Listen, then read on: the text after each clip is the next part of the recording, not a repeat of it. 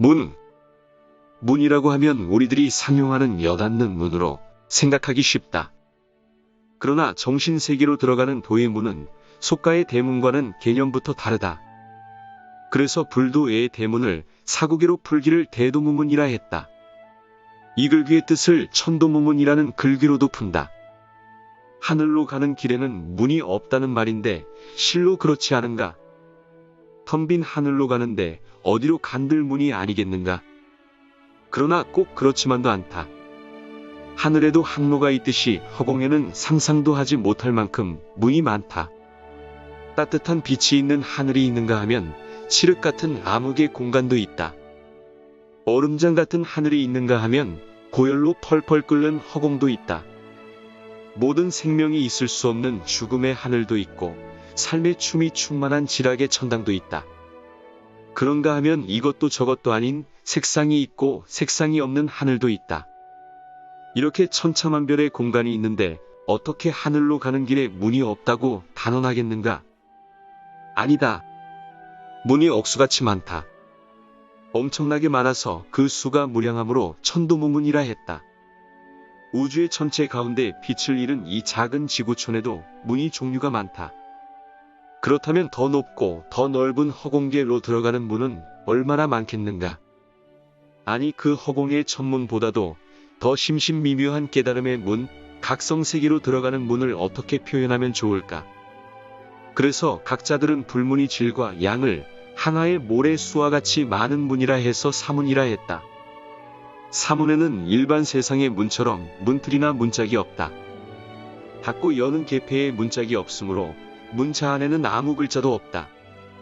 문자 안에 어떤 내용의 글자가 들어왔느냐에 따라 그 문이 쓰이는 용도가 암시된다.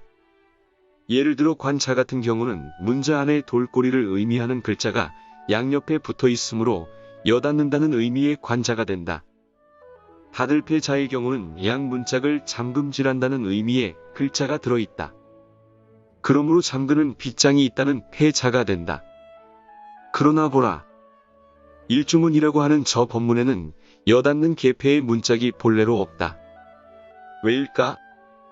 더 의문스러운 것은 어째서 두 개의 기둥으로 세워진 대문을 한 기둥의 문이란 의미의 일주문이라 했을까? 이렇게 불교 집안은 온통 화두다. 의문투성이다. 도무지 세상의 상식으로는 한치 앞도 볼 수가 없다. 그래서 필자가 이 글을 쓰고 있다.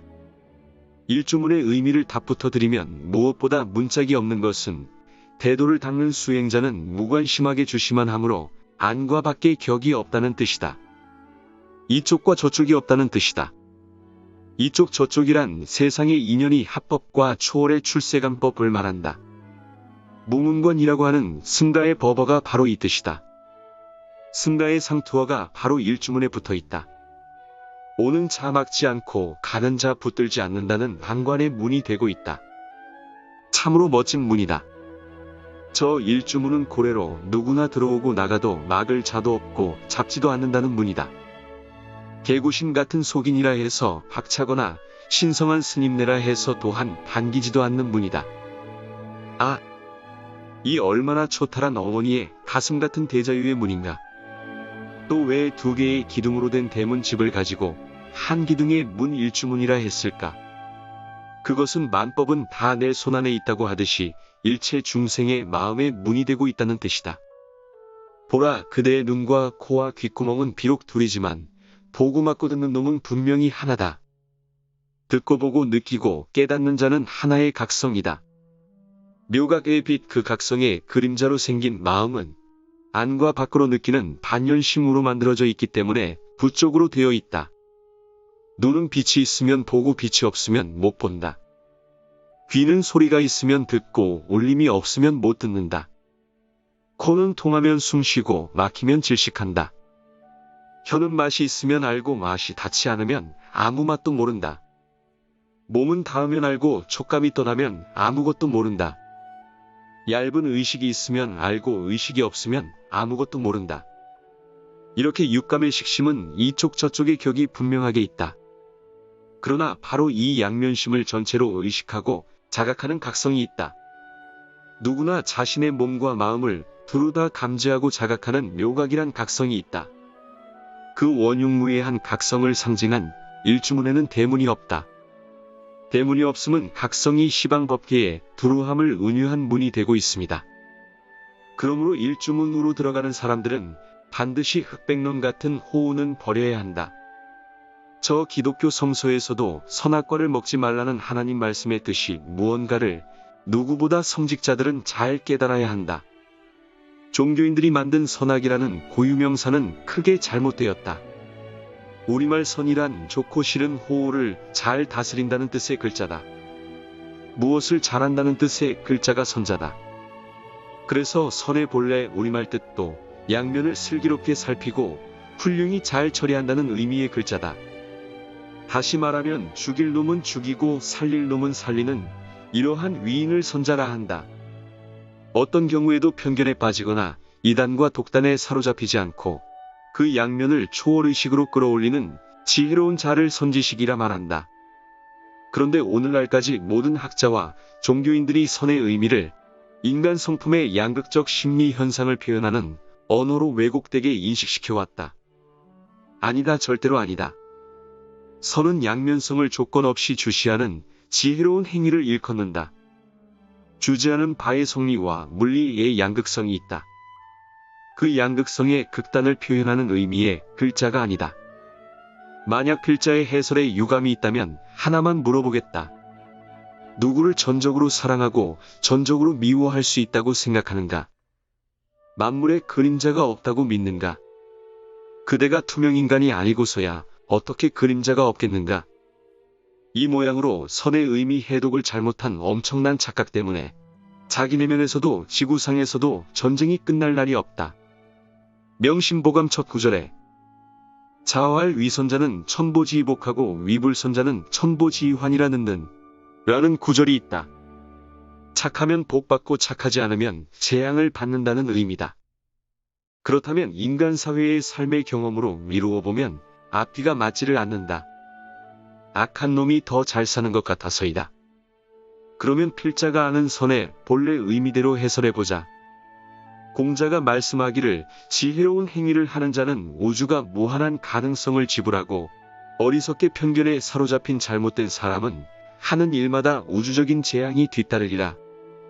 불교 집안에서 흔히 쓰는 용어 권선징악도 그렇다. 선의 의미 해독을 잘못하여 날이면 날마다 저 자신을 물어 선악 개념으로 물고 씹는다. 선은 좋고 싫은 것에 그 양면심을 초롱초롱한 의식으로 주시하는 지혜다. 그렇게만 하면 저절로 부정적인 감성이 성스러워진다. 그런데 무성자들이 선을 권장하고 악을 짓밟는 바람에 이 양면심을 날이면 날마다 스스로 저주하고 징계하는 참회를 세월없이 한다. 아무리 참회하고 반성해 보았자 돌아서면 그뿐이다. 물론 선악 개념은 미개 시대의 발상이다. 하지만 지금 우리는 호호를 뛰어넘는 절로 가고 있다. 절로 왜 가는가? 양심을 뒤집어 저 초차원의 각성세계로 가자는 목적에서다. 그러므로 절집으로 들어가는 구도자와 모든 신행자들도 선이다 악이다 하는 마음의 속성인 죄의식을 절대로 갖지 말아야 한다. 죄의식인 선악과를 절대로 따먹지 말아야 한다. 선악관념의 죄의식을 인격 완성의 큰 덕목으로 치부한 종교 집안의 우를 다시는 범하지 말아야 한다. 항상 반성하고 뉘우칠 일이 아니고 양면심을 주시하는 자로 돌아가자. 그것이 일주문의 교훈이다. 일주문과 같은 각성으로 돌아가면 조건 없는 행복으로 편안해진다. 필자가 아는 선자의 깊은 의미는 불교 용어의 반야와 같다. 반야란 육감의 감성을 뒤집는 지적의식 행위를 말한다.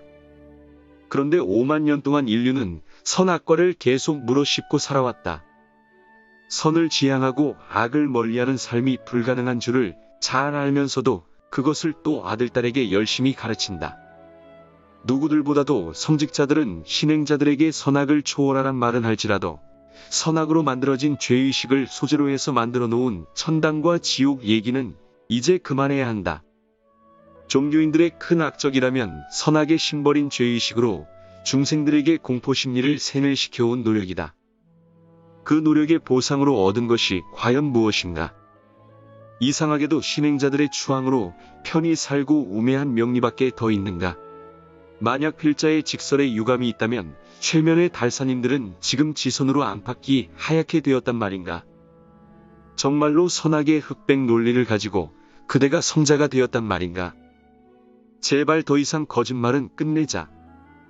두 마음을 보는 자로 남는 일주문의 관심법을 배우자.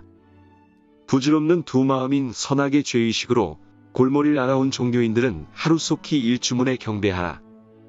저마다 자기 안에 있는 각성으로 돌아가자. 어서 가자, 어서 가자. 저 깨달음의 화장세계로 들어가자. 화장세계. 영적인 깨달음의 화장세계를 지상에 잘 묘사해 놓은 신기한 궁궐이 절집이다. 그러므로 대차례는 구중궁궐 같은 기와집이 즐비하고 화려 찬란한 거궁에는 불법의 무량의 로 가득하다.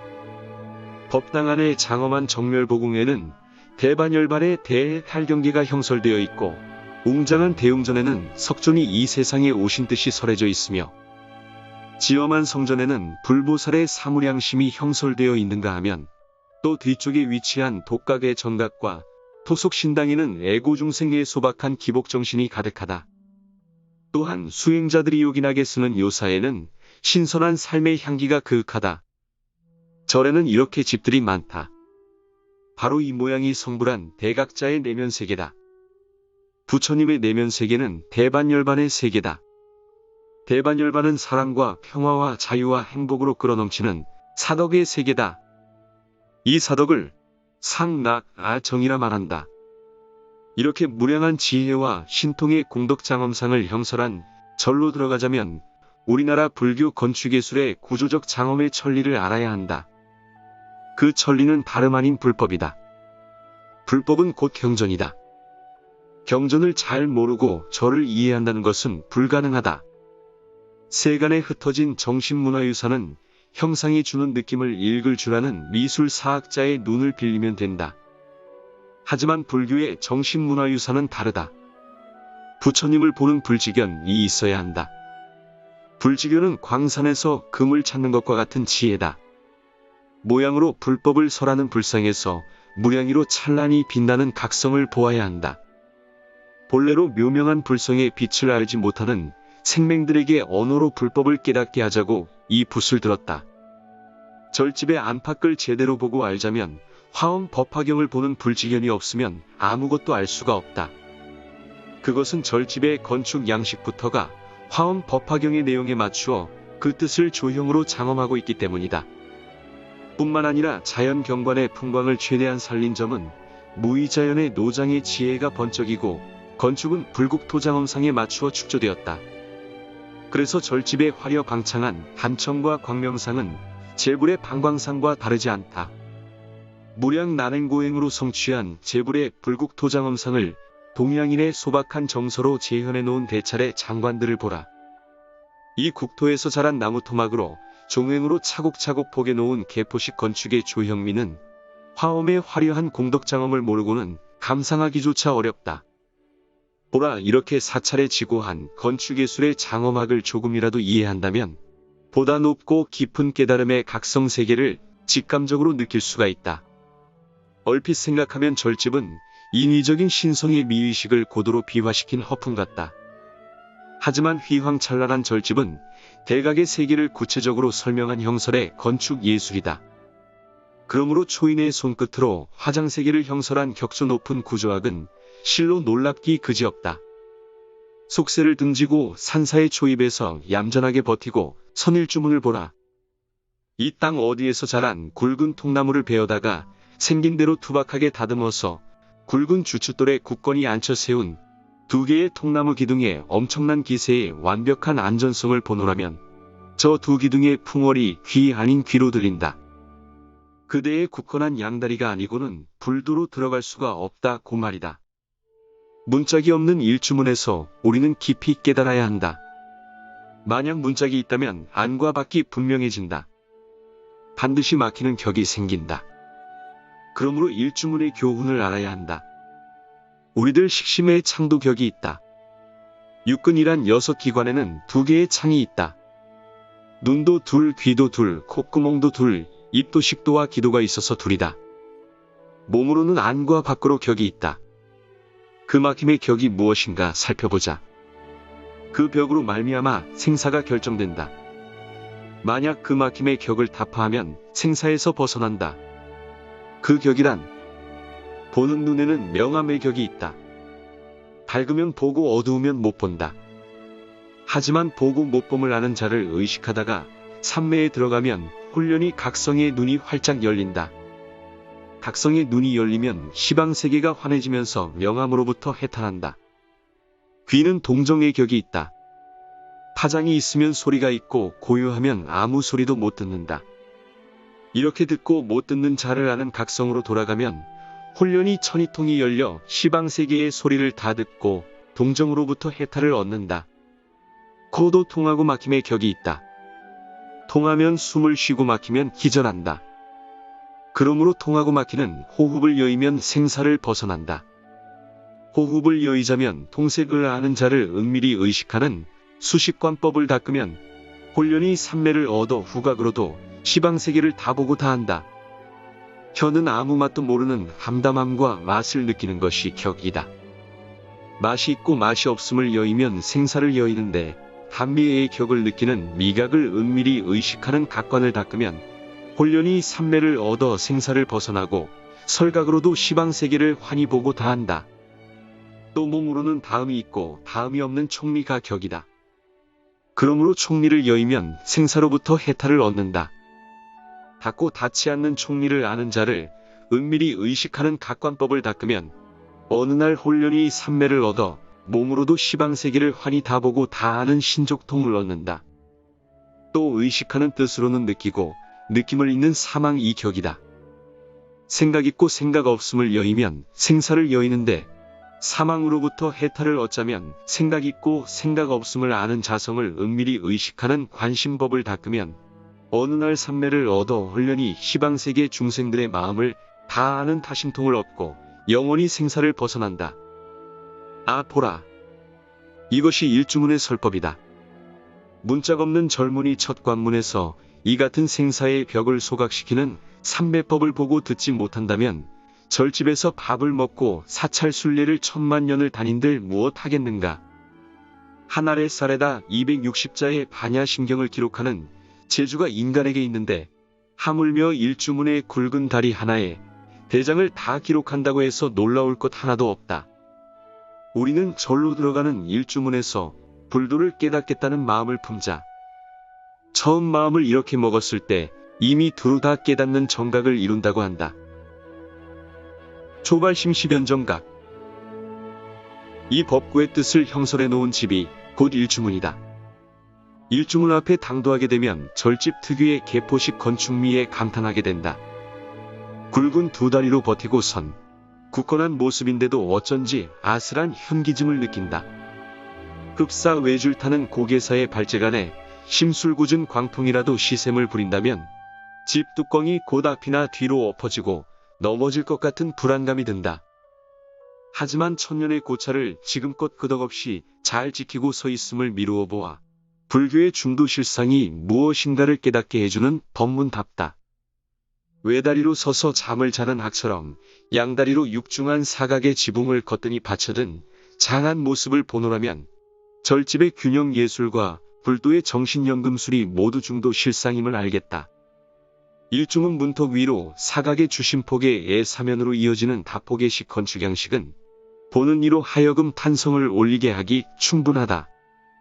오밀조밀하게 쌓아 올린 나무 토막들이 오람한 지붕의 묵중한 중력과 오랜 역사의 어둑한 때를 간단하게 떠받치고 있는 옛 목공들의 손재주에 놀라 제3의 눈이 번쩍 뜨일 것이다.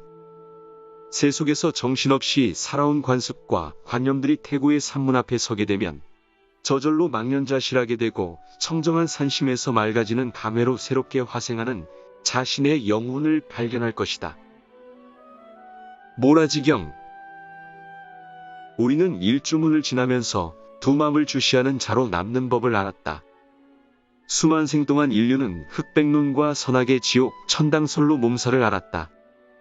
더욱 가관인 것은 두 마음을 하나로 하나를 공적한 각성세계로 몰입시켜야 할 중차대한 소명을 가진 종교인들이 오히려 두 마음을 산산조각으로 만들어 온갖 종파 싸움질을 하고 있다. 인류는 저 두 마음 때문에 밖으로는 지금까지 전쟁놀이로 광분하고 안으로는 정신분열로 날이면 날마다 천당과 지옥을 쏟아낸다. 인류의 이 같은 추태는 모든 종교의 도사나 선지자란 자들이 옳게 알지도 못하면서 부질없는 몸이나 마음을 가지고는 어떻게 도색과 포장을 하라는 잔재주를 세월 없이 부려놓은 때문이다. 스스로 성자가 되겠다고 몸과 마음을 다스리는 온갖 수행을 해보면 한시적으로 도덕적이고 윤리적인 지성미를 가질 수는 있다. 그것은 어디까지나 몸과 마음의 훈련에 의할 뿐이다. 하지만 진정한 성자의 각성의 경계는 아니다. 몸과 마음으로부터 해탈은 전혀 안 된다. 진정한 해탈은 두 마음을 보는 관심법밖에 없다.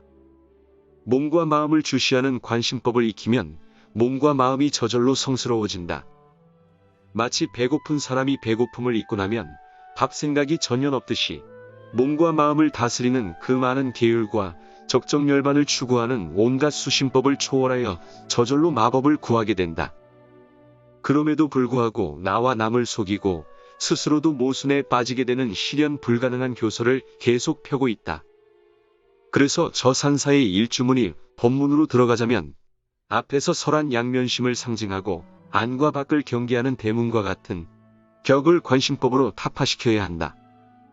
일주문 안으로 들어가기에 앞서 먼저 알아야 할 상식이 있다. 그것은 부처님의 말씀이나 선각자들이 남기신 화두 같은 문구나 또는 절만이 가진 독특한 유물과 유품에 대하여 설명을 하자면 불가피하게 지켜야 할 5가지 규칙이다. 첫째로 경내나 법당 내부에 안치되어 있는 신성이나 경문 구절의 오묘한 뜻은 가급적이면 해설을 피한다는 것이다. 그것은 그러한 오묘한 뜻은 스스로 체험을 통해 터득할 문제이지 상식적인 이해의 문제가 아니기 때문이다. 그래서 부처님이 밝혀놓은 경문이나 그 경문의 내용을 형설해 놓은 종교의 신성물에는 형언할 수 없는 불가사의한 부처님의 체험과 영험이 모두 담겨 있다. 그래서 그 뜻을 옳게 아는 알미 되자면 내 스스로가 몸과 마음을 증발시키는 명상의 체험이나 가피에 힘입어야 한다. 맹인의 문제는 어두운 눈에 있다. 눈만 뜨면 정답이 되듯이 절집은 깨달아야 할 본질의 문제로 가득하다. 그래서 본질의 문제를 다루어야 할 절집의 기본적인 상식은 알의 문제가 아니고 깨달아야 할 각성의 문제다.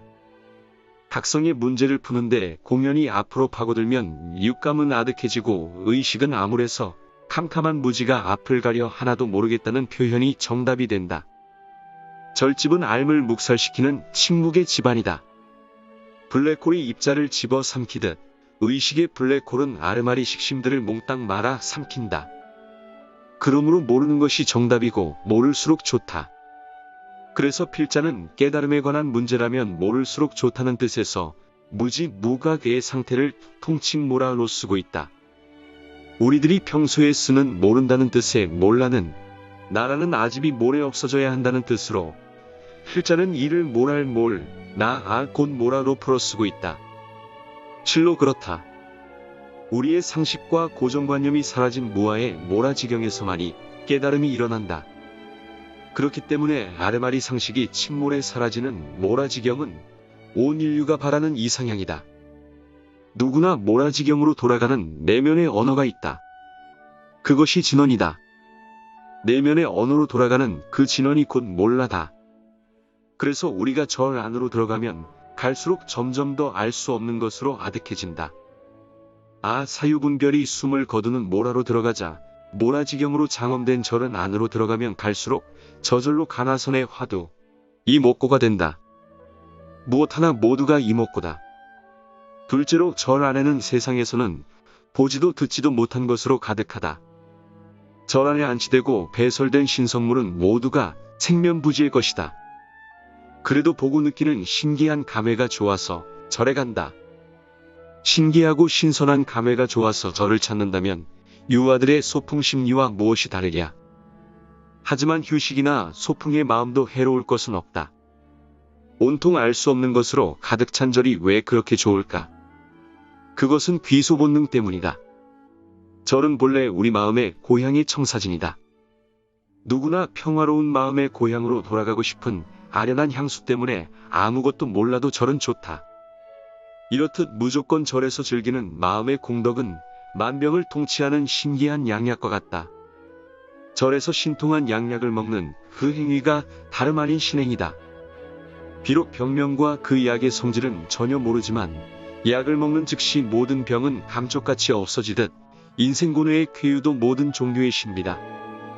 그와 마찬가지로 절에 들어가는 사람도 구태여 어려운 불경을 몰라도 경건한 신심만 있으면 생로병사의 고뇌는 별 볼 일 없이 사라진다. 이와 같이 참으로 신기한 문중이 절집이다. 유식한 사람에게는 소지장이라는 무서운 병이 있다. 지식의 장벽 때문에 지식 저쪽 건너에 밝게 빛나고 있는 묘명한 본성을 볼 수가 없다. 불행하게도 유식한 마음의 장벽 때문에 한없이 밝게 깨어있는 각성의 세계를 전혀 볼 수가 없다.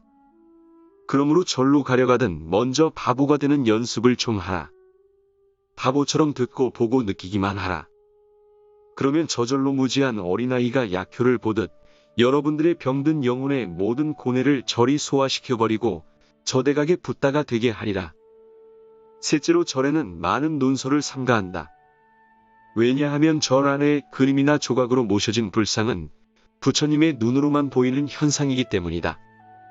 화려 찬란한 모든 장엄한 모습들은 깨달음의 세계에 있어서는 엄연한 사실 그대로다. 그러나 우리들의 세계에서는 전혀 볼 수 없는 현상들이다. 그러므로 굳이 장황한 설명은 하지 않는다. 예를 든다면 날 때부터 맹인에게는 밝은 태양을 아무리 설명을 해도 알 수가 없는 것과 같다. 실내로 극락은 분명히 있다.